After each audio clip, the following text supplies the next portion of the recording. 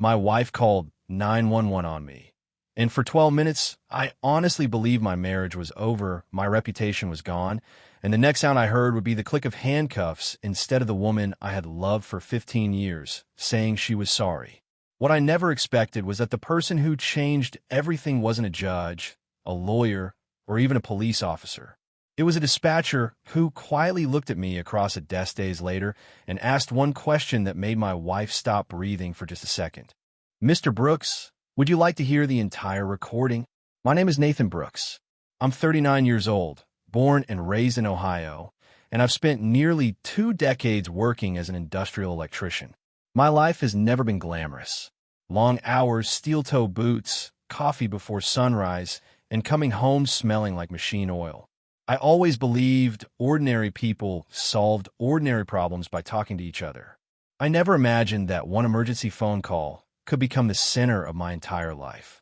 It started 3 days after Olivia and I were supposed to celebrate our 15th wedding anniversary. We had reservations at a quiet lakeside and outside Columbus, a place we'd visited years earlier when everything between us still felt easy. Instead of packing for the trip, I was standing barefoot in my own driveway while 2 patrol officers calmly asked me to keep my hands where they could see them. My neighbors peeked through curtains. One man stopped walking his golden retriever just to stare. Olivia stood near the porch, tears running down her face, holding her phone with both hands like she was the victim in a story I hadn't even heard yet. I remember looking at her, waiting for her to say there had been some misunderstanding. She never did. One of the officers remained respectful from beginning to end. He wasn't angry. He wasn't aggressive. He simply followed procedure, asking questions that sounded rehearsed, almost detached. I answered every one of them honestly because I believed the truth would be enough. At the time, I didn't know the truth had already been edited long before anyone arrived at my house. Hours later, after statements were taken and everyone finally left, I sat alone at my kitchen table. My wallet was still lying where I'd dropped it that morning. Inside was something I had carried for almost 4 years without ever explaining to anyone why. Folded into thirds was a slightly faded transcript from an old 911 call, the paper marked by a faint coffee stain near the top corner from years of writing in my back pocket. Most people carried family photos. I carried those pages. Olivia had laughed about it once, calling me sentimental over meaningless paperwork. She had no idea why I refused to throw it away. Neither did anyone else. Even I sometimes wondered whether I was holding onto a memory or a warning. As I unfolded the paper again, my eyes stopped on one sentence highlighted in pale yellow, a sentence that suddenly felt connected to everything that had happened that afternoon in ways I couldn't yet explain. And that was the moment I realized this wasn't the first emergency call that would change my life. It was only the first one I finally understood. The next morning, the house looked almost normal, and somehow that unsettled me more than the patrol cars had. Sunlight poured through the kitchen window, the coffee maker hummed on schedule, and Olivia stood at the counter, slicing strawberries like the night before had never happened. She even smiled when she saw me. "You should eat something," she said softly. It was the same voice that had convinced the dispatcher she needed help only hours earlier. I sat down without answering and watched her place a plate in front of me. My hands were steady. My thoughts were not. For years, I had believed routine was the strongest foundation a marriage could have. We celebrated birthdays, paid the mortgage on time, argued over paint colors, laughed at old movies, and planned little weekend trips whenever our schedules allowed. Nothing about our life had looked unusual from the outside. Looking back, that was probably the point. The changes never arrived all at once. They slipped in quietly, disguised as ordinary decisions. Olivia gradually insisted on handling our travel reservations, emergency contacts, insurance renewals, and every form that asked for family information. She always said she was simply more organized than I was. I let her take over because trusting your spouse never felt like a risk. Then something small happened that I ignored. About 8 months earlier, my phone rang while I was replacing electrical panels at a warehouse outside Dayton. The number showed as unknown. When I answered, the woman on the line politely asked if everything was all right because a disconnected emergency call had originated from my home address. Before I could respond, Olivia stepped into the garage at home, took the phone from the kitchen counter, apologized to the operator for an accidental pocket dial, and ended the call before I even understood what had happened. That evening, she laughed about it and blamed a new phone case that supposedly pressed the emergency shortcut by mistake. I believed her because there was no reason not to. 2 months later, it happened again. Another canceled emergency call. Another easy explanation. Another reason to move on. Sitting at the kitchen table now, those moments no longer felt harmless. They felt rehearsed. While Olivia loaded the dishwasher, I quietly opened our shared cellular account on my laptop. I was not looking for betrayal. I was looking for reassurance. Instead, I found 3 emergency calls over the previous year, not 2. The first 2 had been disconnected before dispatch sent anyone.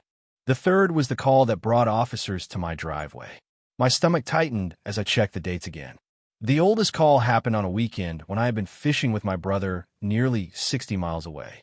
There was no emergency. I had not even been home.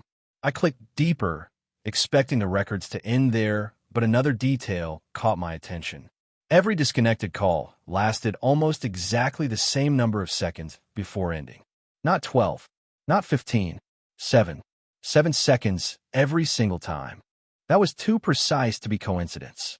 Olivia walked back into the room, carrying my anniversary luggage, and asked if I still wanted her to cancel the reservation at the lake. I looked at her, then at the call history still glowing on my screen, and for the first time in 15 years, I wondered whether those 7 seconds had been measuring something far more important than a dropped phone call.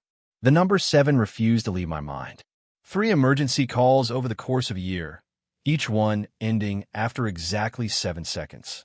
I stared at the call history until the screen dimmed, then woke it again as if the numbers might rearrange themselves into something less unsettling. They never did. Olivia left for work a few minutes later, leaning over to kiss my cheek before walking out the front door. It was the same routine she had followed for years, yet after everything that had happened, even ordinary kindness felt impossible to measure. I waited until her car disappeared down the street before grabbing my truck keys instead of driving to the plant. There was somewhere else I needed to go first. The County Emergency Communications Center occupied a plain brick building tucked behind the sheriff's administrative offices. No flashing lights, no dramatic entrance, just a quiet lobby where people rarely visited unless they needed records or information. I asked the receptionist whether someone could explain how disconnected emergency calls were documented. She looked at me with polite curiosity, handed me a request form, and explained that certain records could only be released after review because emergency communications were carefully protected. Before I left, she casually mentioned something that caught my attention immediately.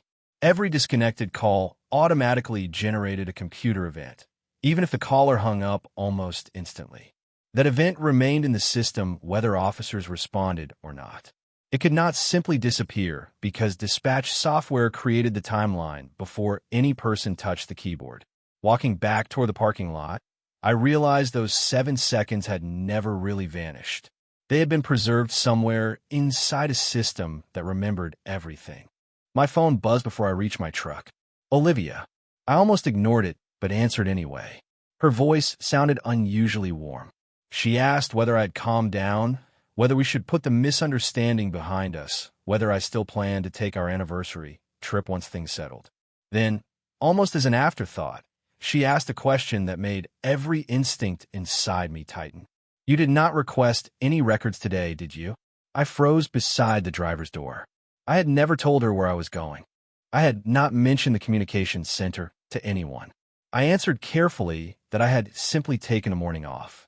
She laughed softly and said she was only checking because she worried I might make things harder than they needed to be. The call ended, but the uneasiness remained. She had guessed too accurately, too quickly. Someone had either told her I had visited the center, or she already knew exactly where my thoughts would lead. That afternoon, I submitted the formal records request anyway. The clerk stamped the paperwork, gave me a receipt, and explained that if audio existed, the review process might take several business days. Before handing back my identification, she paused for a moment, studying the screen in front of her with a puzzled expression. She did not say what she had noticed. She simply excused herself and disappeared through a secured door, carrying my request. 5 minutes later, she returned without the folder she had taken, handed me my receipt, and quietly said, "Someone from dispatch may want to speak with you personally before these records are released." As I folded the receipt into my wallet beside the old coffee-stained transcript, I suddenly understood that I was no longer the only person asking questions. 2 days later, my phone rang, just after lunch while I was replacing a motor control panel at the factory. The caller identification displayed the County Emergency Communications Center. I stepped outside into the loading yard, where the hum of diesel engines and distant forklifts faded beneath the woman's calm voice. "Mr. Brooks, this is Melissa Grant with Emergency Communications. I am not calling about your records request itself.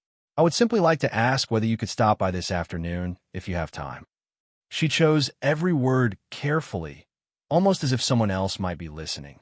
There was no urgency in her tone, yet something beneath it told me this conversation mattered. 40 minutes later, I walked through the same secure entrance, signed a visitor log, and followed Melissa into a small conference room instead of the public records office. She placed a sealed folder on the table, but never opened it. Instead, she folded her hands together and looked directly at me. "Before we discuss anything official, I need to ask you one question," she said. "Have you ever listened to a copy of your own emergency call from beginning to end?" I told her I had never been given the chance. She nodded slowly, almost relieved by the answer. "That is what I thought." She explained that dispatchers entered notes while calls unfolded in real time, but those notes were never intended to replace the recording itself. Sometimes frightened callers misspoke. Sometimes details changed as officers gather information. Procedure required that the audio remain the primary record whenever questions arose. Then her expression shifted. "Something about your file has bothered me since your request reached my desk." She rotated her computer monitor toward me, just enough for me to read a portion of the event summary. It contained a sentence attributed to Olivia describing my words during the call. Melissa tapped the line gently with her finger. "I wrote this summary after listening live," she said, "but when I reviewed the transcript generated later, this sentence was different." She stopped before finishing the thought, as though choosing not to accuse anyone without proof. My heartbeat slowed instead of speeding up. Fear was giving way to something colder. Curiosity. Melissa reached into the folder and removed 2 printed pages. They looked almost identical until she highlighted a single line with a yellow marker. One version quoted Olivia, saying I had threatened to leave forever. The other summarized her as saying she feared I might harm someone. The difference was only a handful of words, yet it completely changed how officers would understand the situation before arriving at my house.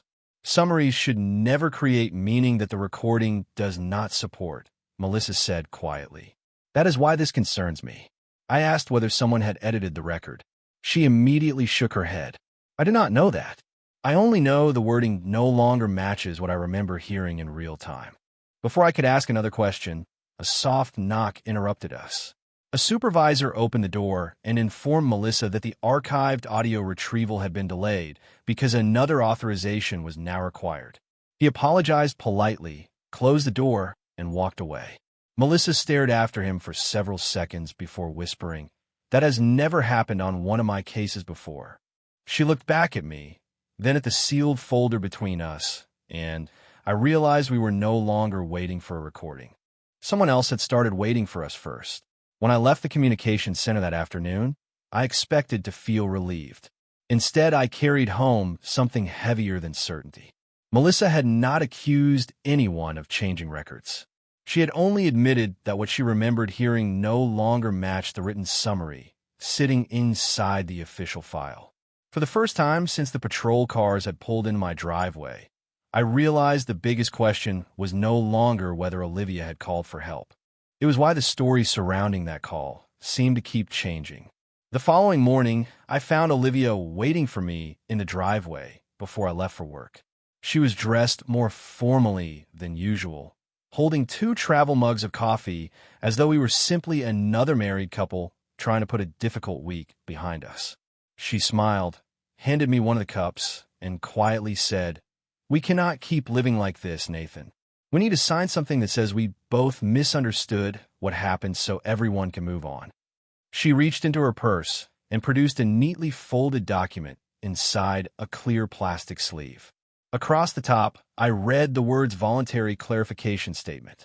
The paper described the incident as a mutual emotional misunderstanding and included language stating that neither party disputed the original emergency response or the information provided during the call. Near the bottom waited 2 signature lines. Mine was blank. Hers already carried fresh blue ink. I read every sentence twice. Nothing on the page admitted fault, but everything about it suggested that once I signed, the official version of events would never be questioned again. Olivia spoke gently, almost pleading. She said signing would protect both of us from unnecessary attention. She said employers respected couples who resolved conflicts privately. She even promised we could still celebrate our anniversary after all this faded away. Years earlier, those words would have reached me. Now, they felt rehearsed. I folded the document without signing it and slipped it back into the sleeve. I want to hear the recording first, I answered. Her smile disappeared so quickly that it looked less like disappointment and more like calculation. For a brief moment, neither of us spoke. Then she asked, almost too casually, "Do they even still have it?" That question stayed with me long after she drove away. Melissa had never told Olivia the audio still existed. Neither had I. Late that afternoon, my phone vibrated again. It was not Melissa this time, but Captain Daniel Ross, the communications supervisor. His voice was measured and professional. He explained that the archived recording had been located and secured, but because my request now involved questions about documentation rather than simple disclosure, department policy required a formal review before anyone could listen to it. I thanked him and asked one question before hanging up. "Has the recording been altered?" There was a long pause on the line. "Mr. Brooks," he finally replied, "our archive preserves the original source file exactly as it was captured. That is the reason we protect it so carefully." He ended the call without saying anything more, but I understood the message. Whatever truth existed had survived untouched somewhere inside that archive. That evening, I opened my wallet again and unfolded the old coffee-stained transcript. For years, I had focused only on the highlighted sentence. This time, my eyes drifted to the tiny handwritten initials in the bottom corner that I had never bothered to identify. Just as I leaned closer to read them, my phone lit up with another incoming call from Melissa, and her first words told me everything had suddenly become much more complicated. Melissa did not waste time with small talk. Her voice was lower than I had ever heard it before. "Mr. Brooks, I need you to come in tomorrow morning. Please do not discuss the recording with anyone until then." Before I could ask why, she added one more sentence. "Someone requested access to your case less than an hour after Captain Ross secured the archive." The line went silent. I stood in my kitchen staring at the coffee-stained transcript still resting in my hand. Whoever wanted that recording knew it existed, and they moved faster than I thought possible. I hardly slept that night.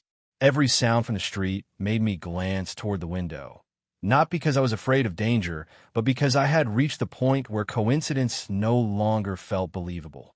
The next morning, I arrived at the communications center 15 minutes early.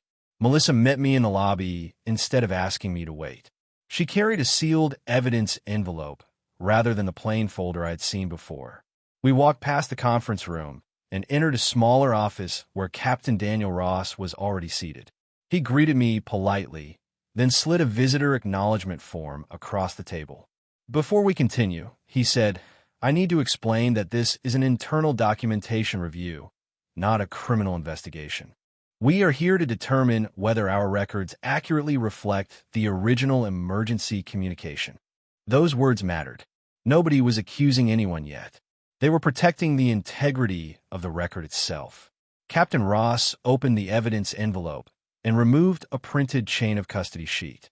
Every person who had viewed or requested access to the archived recording after my request was listed with a date and timestamp. My eyes moved slowly down the page until one entry stopped me cold. There had been a request to flag the recording for expedited administrative review just 43 minutes after Olivia asked me whether the audio still existed. The request had not been approved, but it had been submitted. Captain Ross noticed my expression. The system records requests automatically, he explained. It does not tell us why someone wanted access, only that the request occurred. Melissa then placed another document beside the log. It was the same event summary she had shown me before, but this copy contained handwritten review notes in the margin. One note circled the disputed sentence and simply read, "Verify against source audio before external disclosure."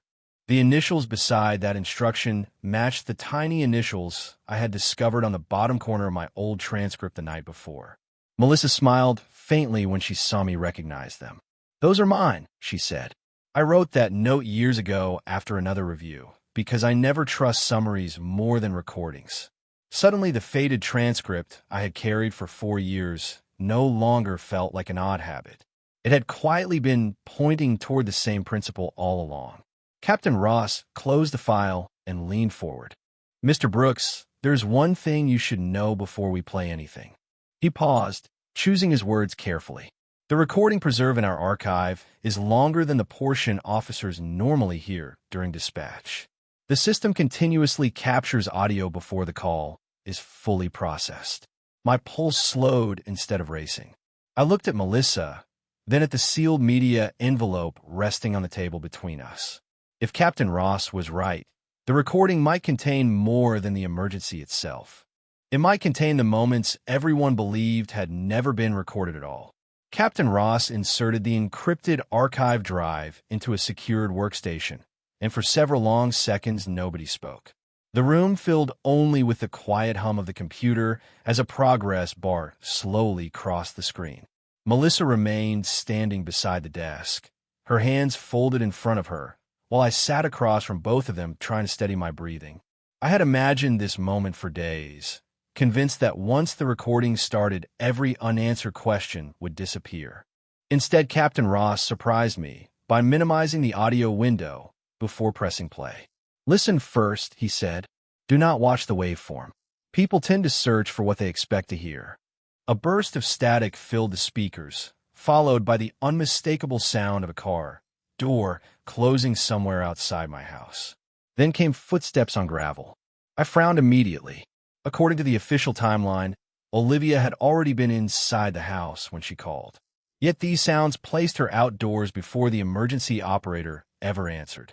Melissa glanced toward Captain Ross, but said nothing. The recording continued. Wind brushed across the microphone.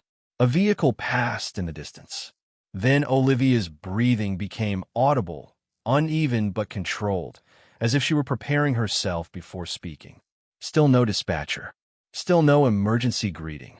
Captain Ross quietly explained that the communication system maintained a continuous rolling capture lasting several seconds before the official connection completed. Most callers never knew those moments existed because dispatchers only focused on the active conversation after answering. The archive, however, preserved everything. My attention shifted completely from the speakers to the realization that the timeline itself had already begun falling apart. If Olivia had been outside instead of inside, then the sequence described in the written report could not possibly be complete. Another few seconds passed before the familiar dispatcher greeting finally entered the recording.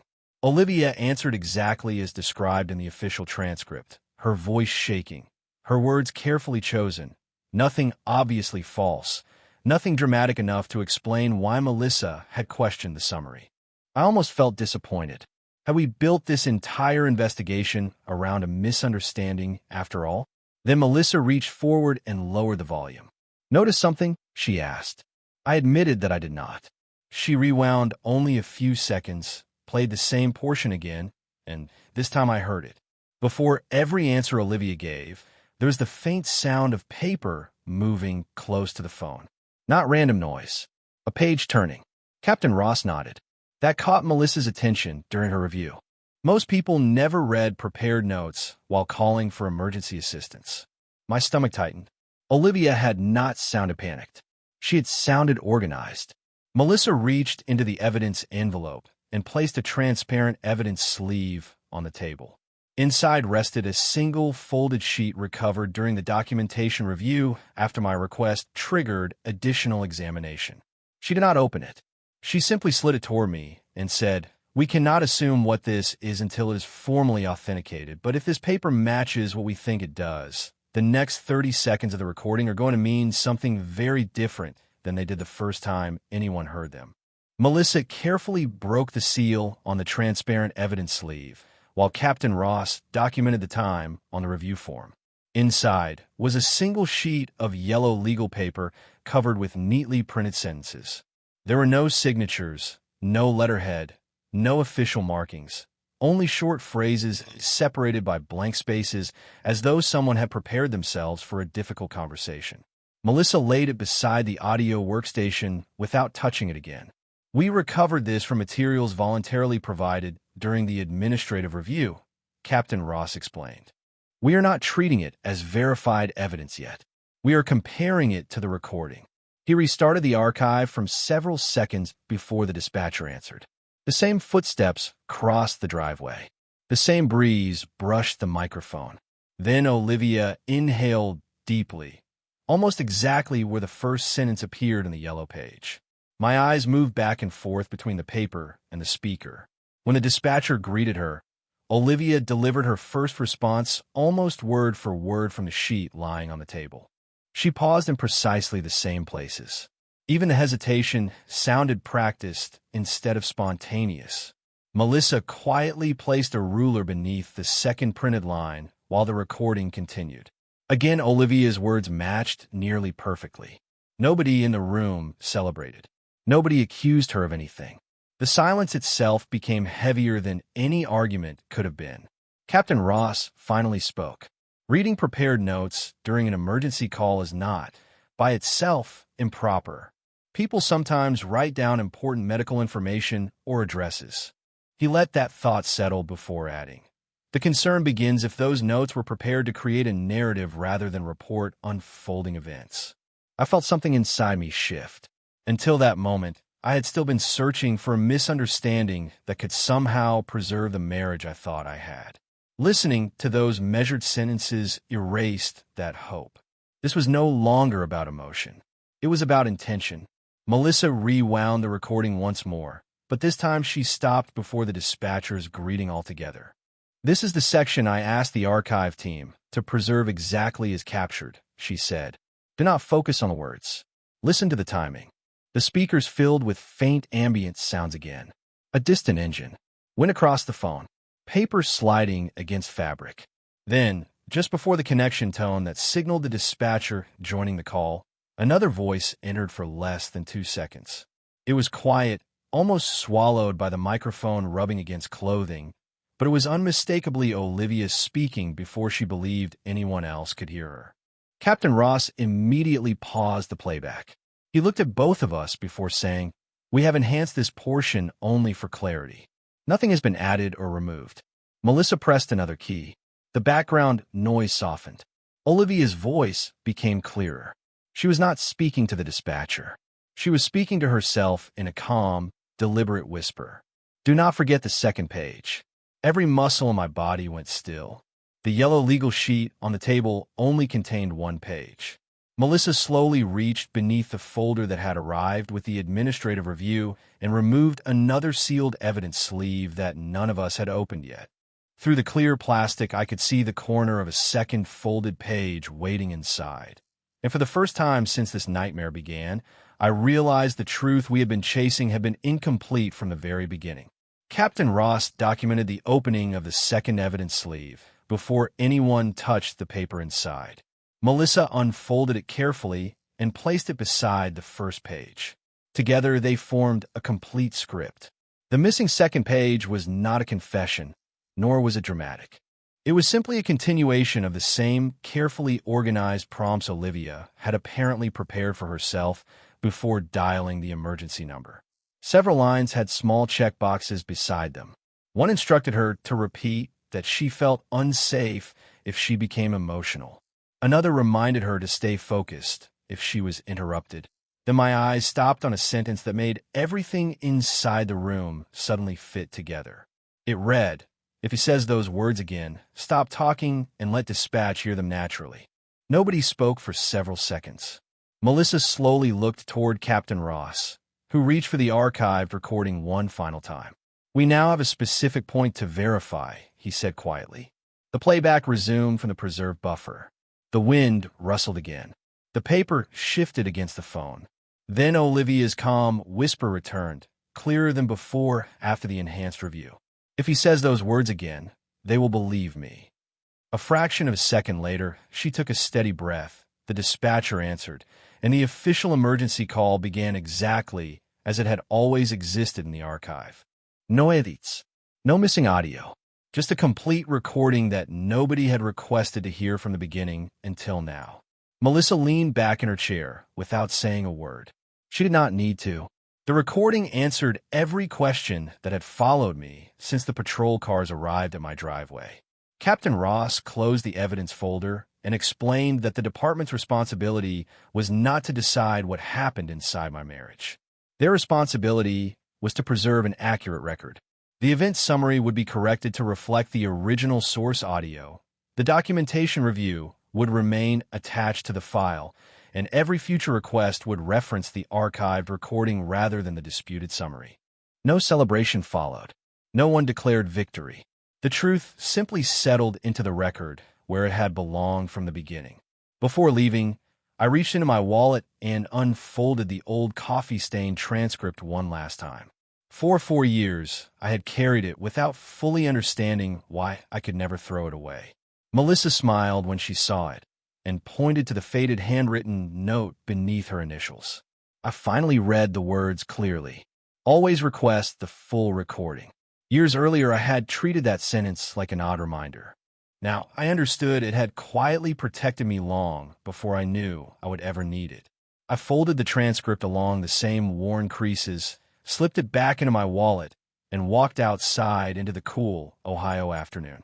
Olivia and I eventually separated without shouting, without public humiliation, and without trying to rewrite each other's memories.